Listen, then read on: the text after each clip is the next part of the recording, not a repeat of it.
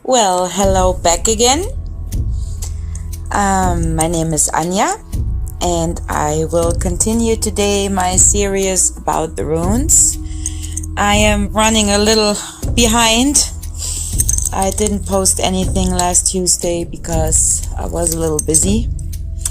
So I'm trying to get back in a row here. So today I'm talking about Eihwaz, or also pronounced Eihwaz or Ivar. So this rune, of course, it's of the second deity as well. This rune means translated yew, and I've talked about the yew tree before. So yeah, and the rune is very closely related to the yew tree, and this one was very valued among the Germans or the Celts as a connection between the worlds. In the summer, he executes a gas that causes like trance states. There is, for example, that forest in Germany, Bavaria. It's called the yew tree forest, if I translate it.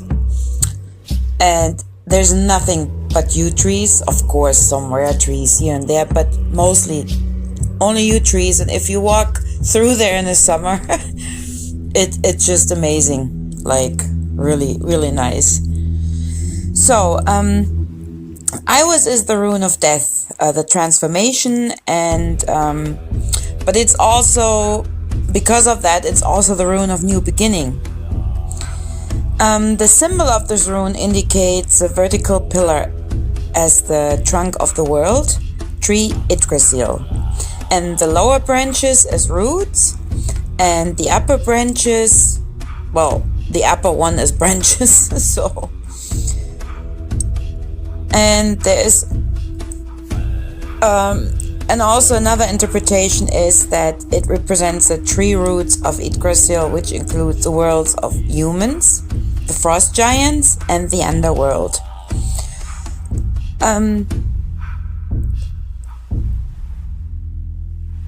So although today the world tree is often mistakenly interpreted as the ash tree, but originally a yew tree was meant, and I'm going to explain that in a bit. Yggdrasil was also symbolized in the ancient cult places, usually by a yew, which is like the world tree in the Edda, the evergreen. And the yew is called in northern also Baraska, and which means, how can I translate that in English? Needle ash. So, and that's possibly, that's why it was misinterpreted as an ash tree. So the roots of Yggdrasil come from the realm of death and the treetop into the high Asgard, the realm of life itself. So this rod unites the mystery of life and death to the full realization of the natural cycles. But this rune was hardly used as a character because it stands for death and can open doors to other worlds. So this white was not really used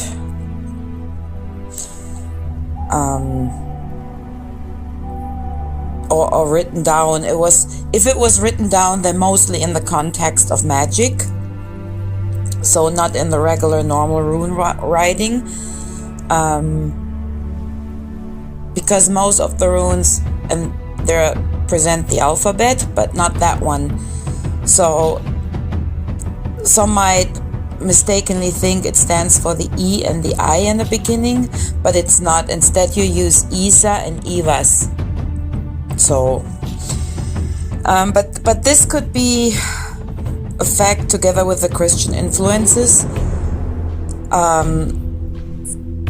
that has later led to the reduction of the 5 vowels in German, but I can't really get too much into that. So the tribe of the world tree Yggdrasil connects the underworld with the world of the humans and the upper worlds, as I said. So the sky, earth, and the underworld, they connect, and we know that.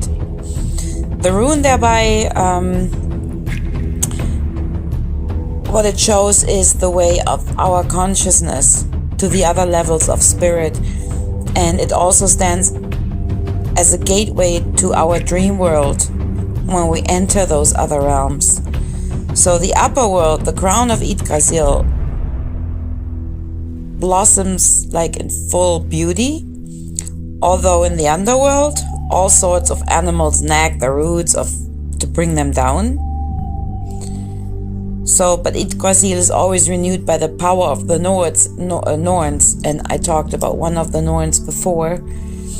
So, the nagging on and like trying to destroy the roots, which are based in the underworlds, this is for me the symbolism of our thoughts, of our shadow sides, of trying to get up, to the blossom, so we rise in our full beauty once we're out there.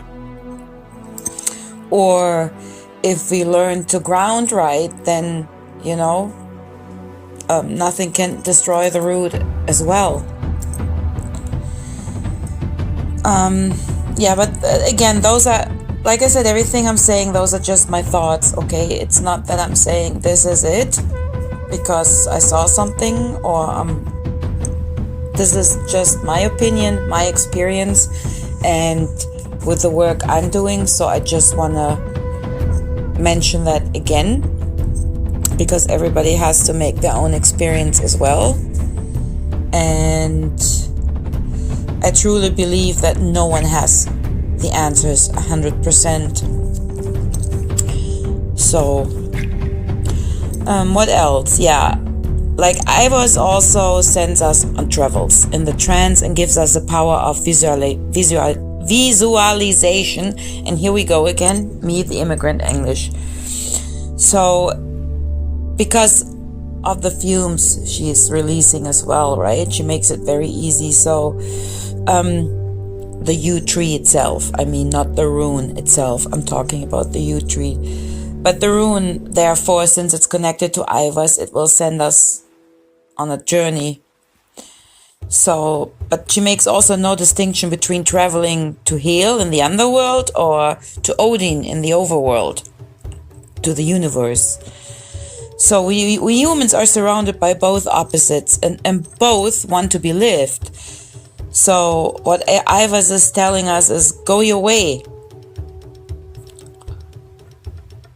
So, and also another reason why Eihwaz was never used as a character, as a letter, is because the rune stands for death and can open doors to the other world. I forgot to mention it, that this rune can open the doors to the other world.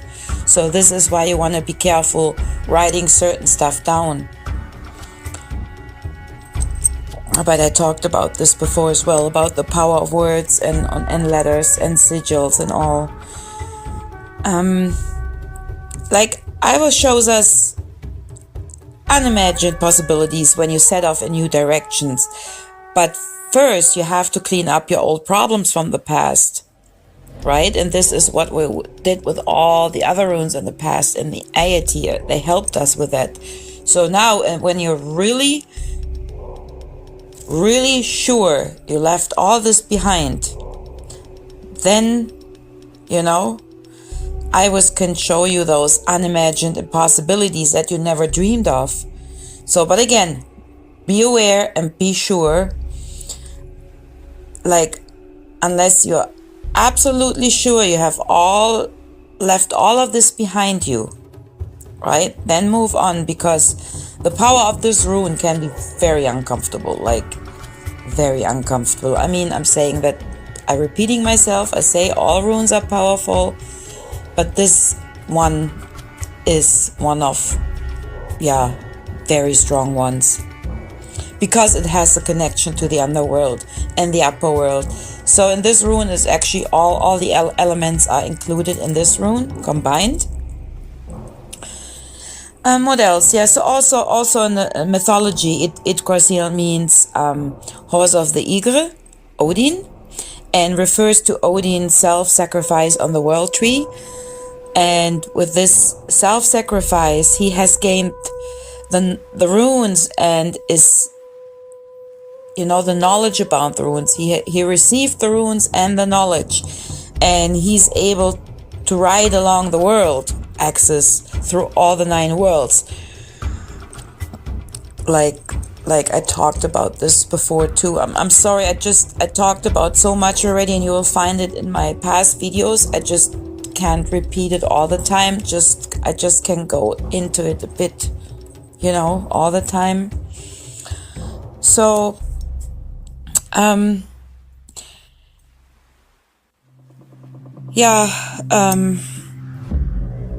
like I said, Eihwaz is the connection between all the world. So, and therefore the U contains a toxin, and that toxin that affects the central nervous system, and it can cause hallucinations,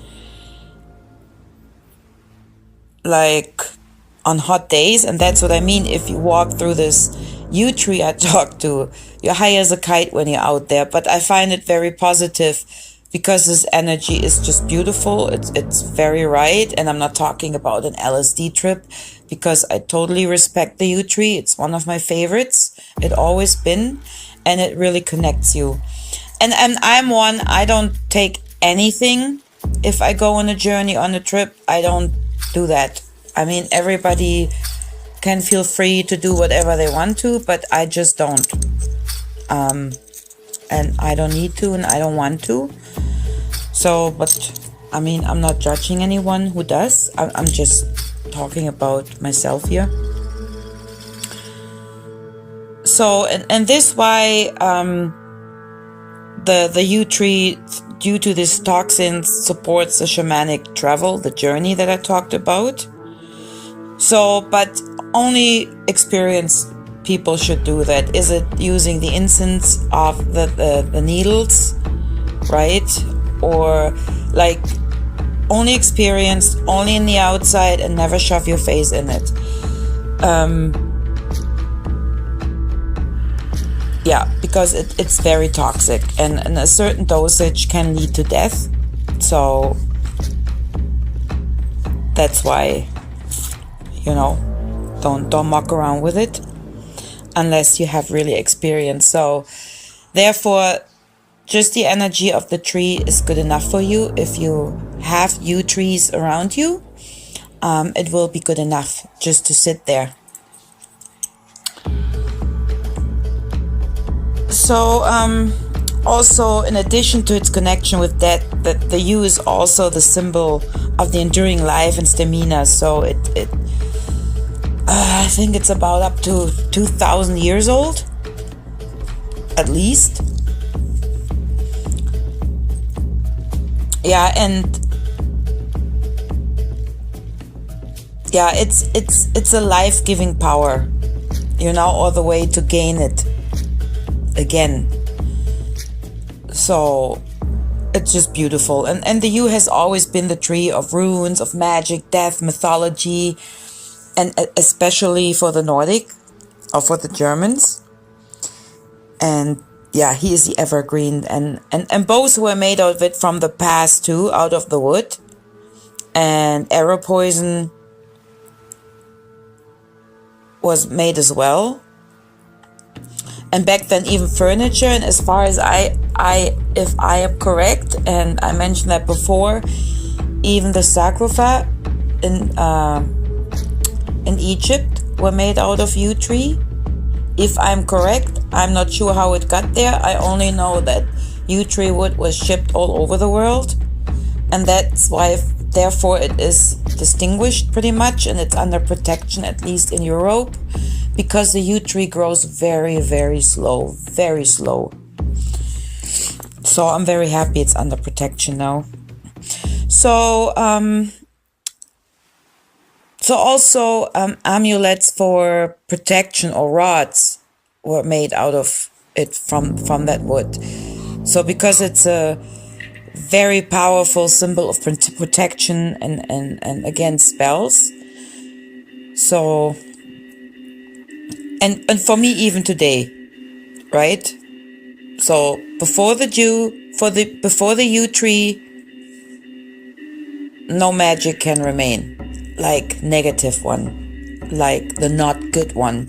Again, I'm all about dark and light, above, below, left, right, yin, yang. You know, everybody that knows me knows that. So if I say negative, I'm talking about the damaging kind of magic that is trying to harm others on purpose. Which I have to say that some people like to try that, especially these days. I have no idea what the purpose is behind it, harming other people. I mean, I understand our, corporate ones, that do their magic on our system here. I do understand why they're doing that. Not that I appreciate it, but I know why. But why random people go around and attack others and even think that they will not notice that? That is a question I have to the people doing that, or to the person doing it. So, yeah. And my quick message to the person: don't do it again. Thank you. So, also a Frisian runic talisman of Eihwaz was found from around, from what was it, 600 years? I'm not too sure. I should have done a little research, but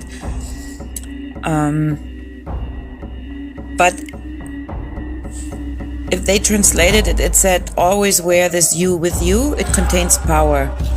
So, yeah, it was always used as a protection symbol as well. So, Eihwaz is the 13th rune, and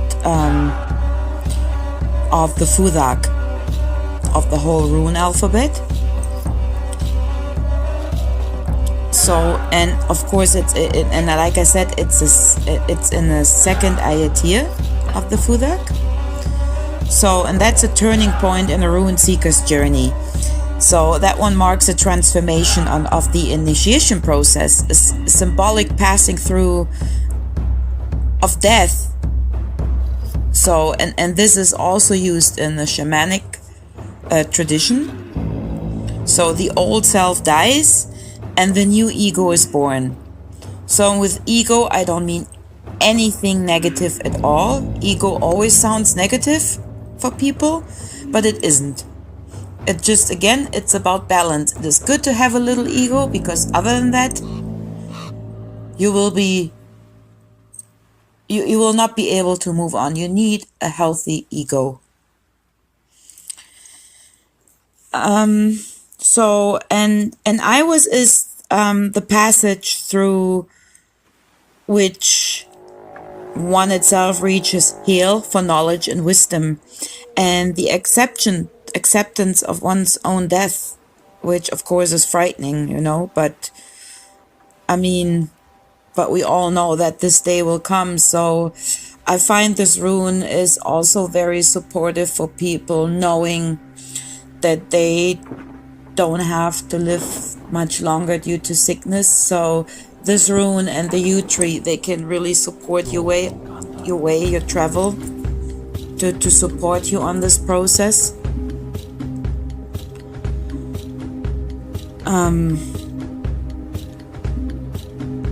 So,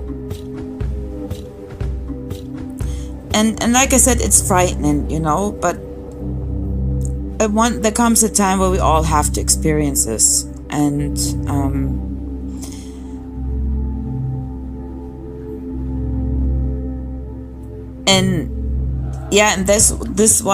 that's why this rune can only also confront you with this day to come.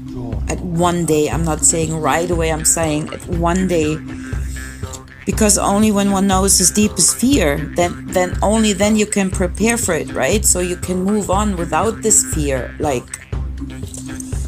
So, and Odin, he went through similar things when he hung on the world tree to learn the runes. So Eihwaz is the gate to the wisdom and lies between life, Yera, and rebirth, which is Pertho. So it's a very strong rune, and yeah, it really gives you the last push on the journey you had already in the Futhak. And also, again, mentioning, this is not a reading. This is not a collective reading. First of all, I don't do rune collective readings ever, because for me it just doesn't work. Collective for me, personal, just saying.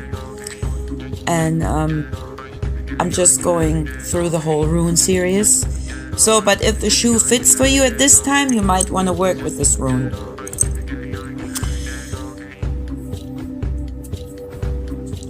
And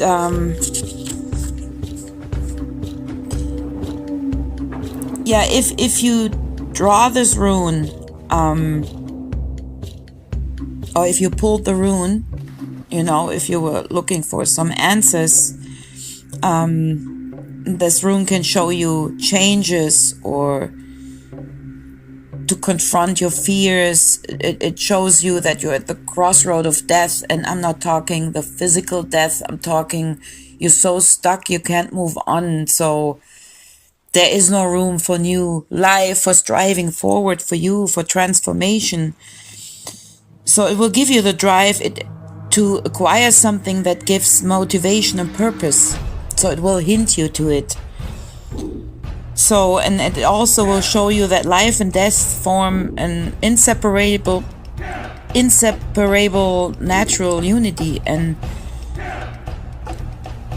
so, and we shouldn't fear one or the other. You know, if one is above it, new worlds open up. So, and that's what I mean. Once you overcome your fear, new worlds will open up for you. Other than that, you will get stuck in your fears. So, and it also tells you then, if you pulled the rune, that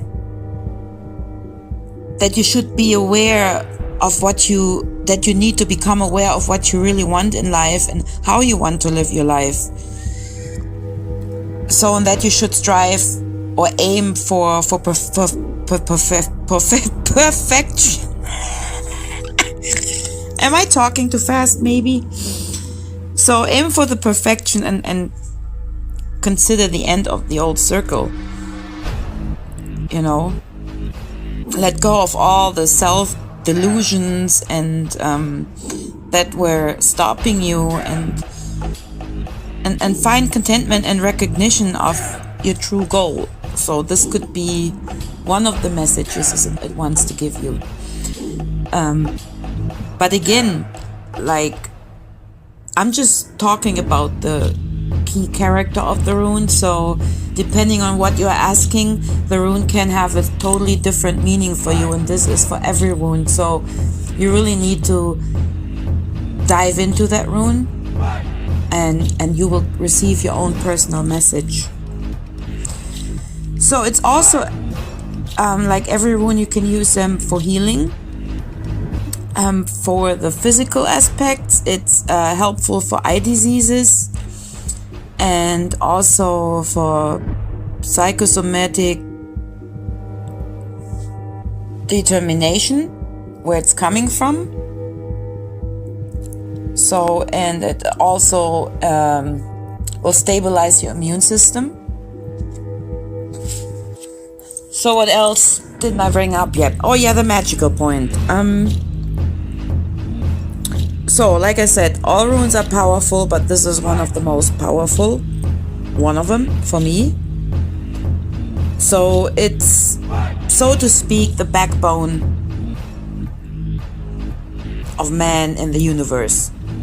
Of man and the universe. Not in the universe, of man and the universe. Because it connects us, right? It connects us from the root to this realm up to the higher realm. So, therefore, I see it as a spine. You know, the tree. And therefore, because of this, you can activate it in your spine as well, this rune.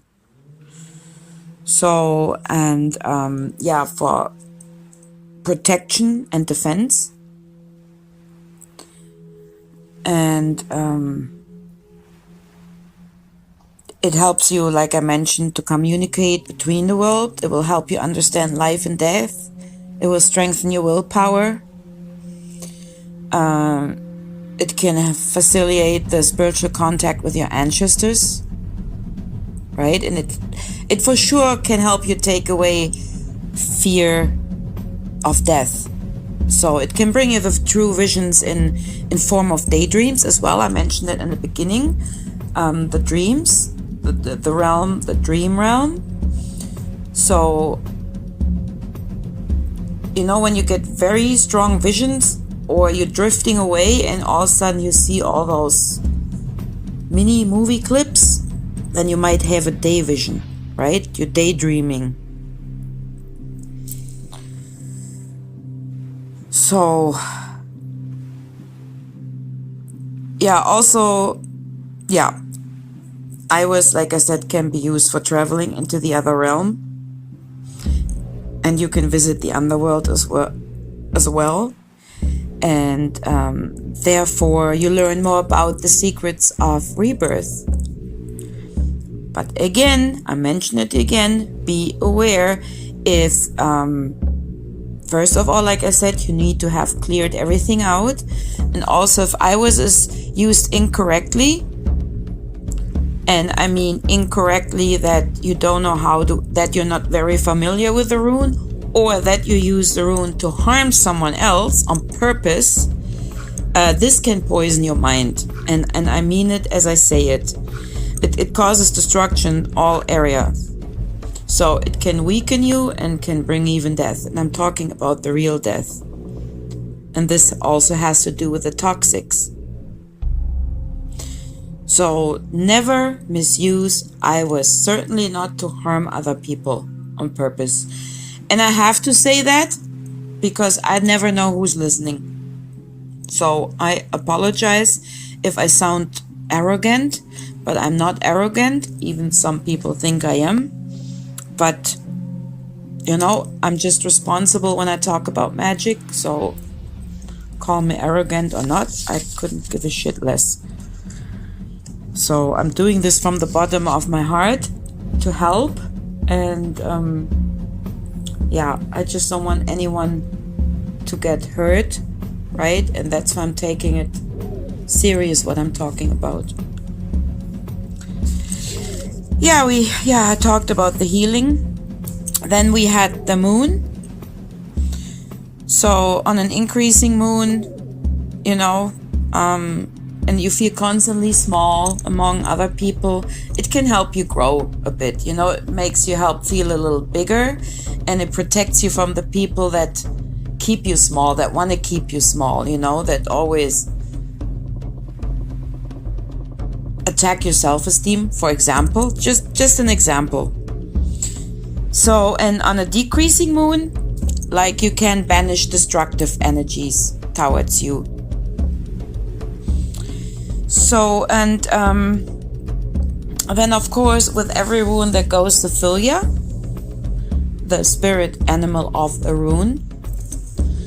And this is the snake as well, because it's the closest to earth, as I talked before about it.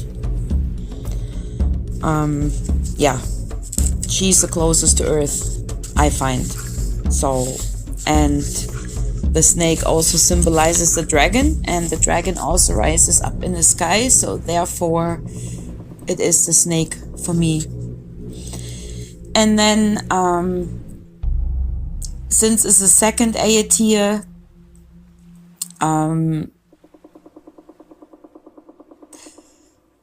Heal is very helpful with that rune as well.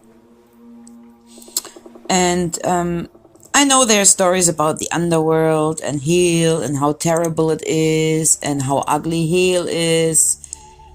You know, we've heard it all, half man, half animal, and you can't even stand to look at her. And the people down there, they're suffering endless blah, blah, blah. So if you think about the word hell, it's very close to the word hell, just with one less L than the church, you know. Actually, the word hell comes from Helen, just saying. And that means in the word, and that names its meaning is to make it invisible. So the Helen, the meaning is the invisible. So it's a hidden goddess, actually, because she lives below. So far from the light of the sun. So that's her home, Helheim. So, and there is a source of all existent in life, and it returns to this place after it's gone.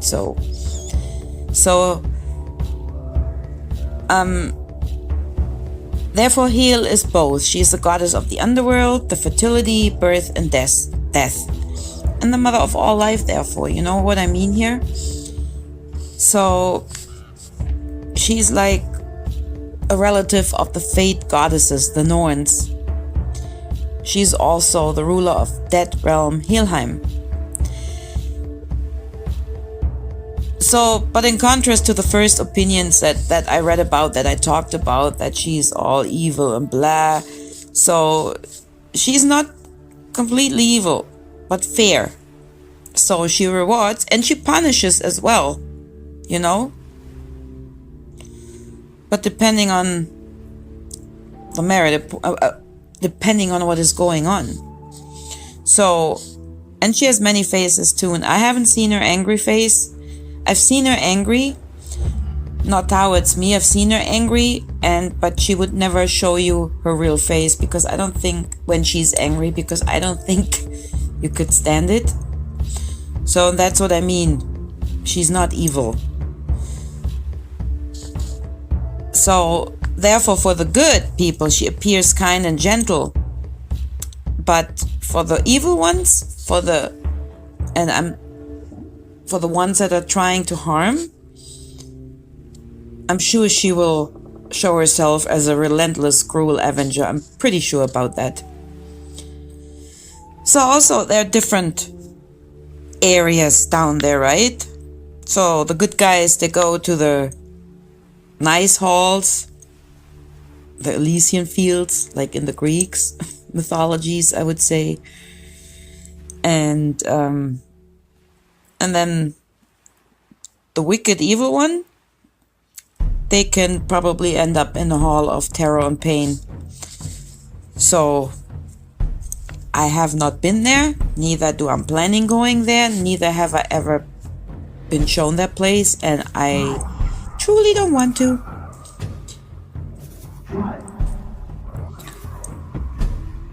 So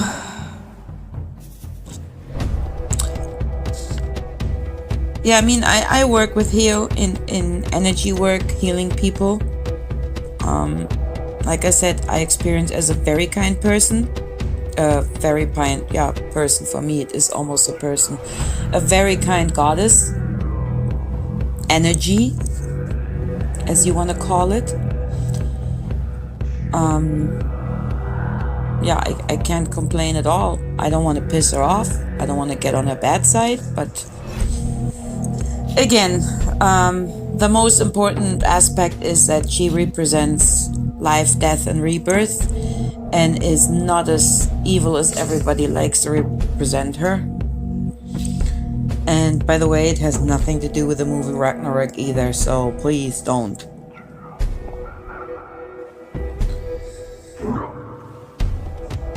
So, I mean, you might have experienced her in different phases, because she is a healer. She's also a cutter, you know, cutting cords, cutting connections with people that no longer suit you, that harming you in a negative way. She has many faces. Like, she can appear as a light goddess, she can appear as a dark-haired woman. You know, she's very strong, and I think she has more going on than I know. So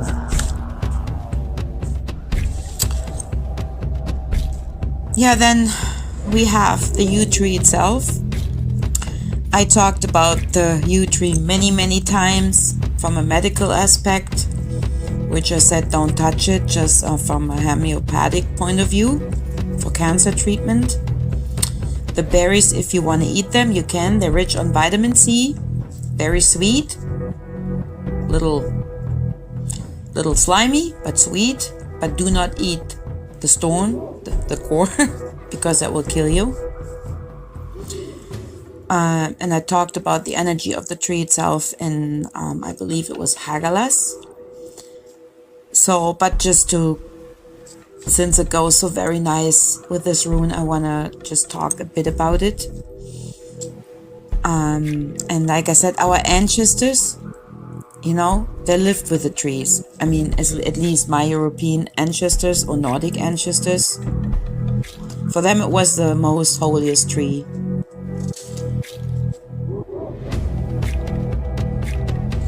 So,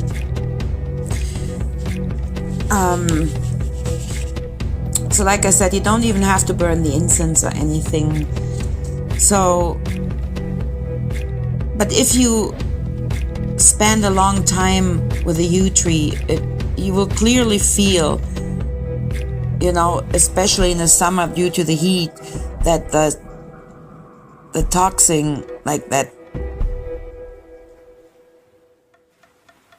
the tree is releasing, they have a very exciting, supportive effect on you.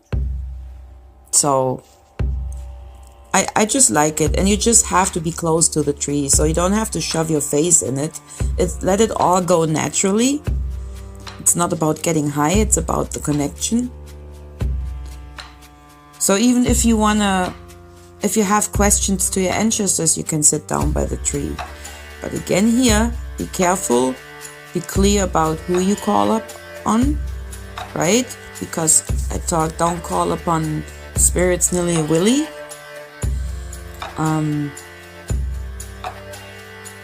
Not for questioning things. I'm sorry, I don't ask anything. I don't use with Ouija boards, I don't use pendulums, I don't use any of this, because you can be never sure what actually takes control over that. So you want to be sure, if you get in contact with your ancestors, make sure you're very clear about who you're contacting. Okay, make sure that the energy feels right. And as soon as you start feeling tired, cut it off, because then you can be sure it's nothing positive. Or if you start getting sick, a headache, or you feel weak, anything like that, when you do work with ancestors or plan doing work with ancestors or their energies, as soon as you feel you start getting sick, weak, tired, you can be sure you have the wrong spirit around you. So take that as an advice.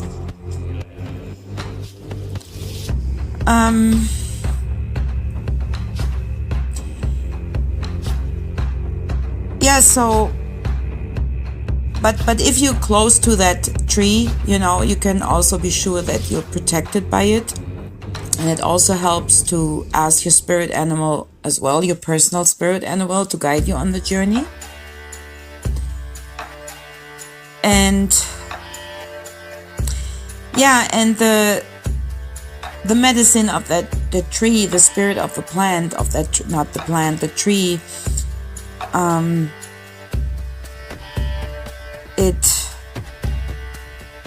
it will help you opening, it will helps you opening for true and deep self-love, that what is mostly all stopping and blocking us, right? And so therefore you're more open to messages from the other world. So and once you have the blockages gone, and you are open to the other world, or to the universe, how you would like to call it, depends on whatever you want to call it.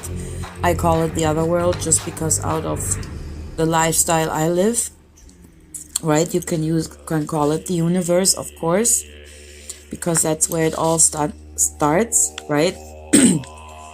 And this is what's all blocking us, all of us. That we have to realize the oneness with nature and the universe, because it's inside each of us, right? So, and only then, when we realize it, then we become as passionate and spiritual and mysterious as the you. So, and also very important, make sure you're not only taking from the tree. I'm saying that with every tree, every plant. Always leave an offering or return some love, be grateful. Leave a little offering. Return the love, and return the love in taking care of the areas where you live. Be a little grateful for what we have, what Mother Earth provides us, what the trees, the plants, and everything, what they provide us. So be a little more generous about it. Take care of the place where you live. Put a little salt as an offering, sage or quartz, crystals. Put quartz crystals everywhere, I mean, well, at least for the ones that can't afford it. But even if you leave a little one there, little gemstone, something, return the energy somehow. Just don't only take, because that's kind of rude, I find. So yeah, that was pretty much all for today. I tried to keep it short, and I hope you enjoyed it. I will try to follow up on Tuesday with it again. I'm very sorry, but like I said, there is the other life as well, and that is called work. And I was just tired and a lot of stuff going on. Full moon, something totally wasn't right this full moon, so I had to work on that a bit. And also, what I forgot to mention, I don't expect anyone to put out quartz or crystals at some places where some roaches might take it and steal it or take it, right? But I can only recommend, like, if you have a backyard or even in your house, put up quartz, put up crystals, because they do some most awesome things for you. Like, and look a little bit into quartz, They do something for your frequencies and keeping bad shit away, and that's why I find if you put them out somewhere, not only that you return energy to Mother Earth, no, you also do something very good. You keep other stuff away, stuff that is being used to lower our frequencies and to make us sick, and that will also help our planet, not only us, but that's a different subject. So it's just a suggestion. Yeah, so now I'm really gone. I hope you enjoyed it. Be kind to each other, and not saying take shit from everyone, but be kind to each other and try to help each other instead of trying to be someone better than others. Better than others. That's not helping any of us. So I will be back with my regular schedules, I believe. Again, I apologize, but life got in the way. So much love to everyone, and blessed be, and have a great day, evening or night, wherever you are. Bye bye.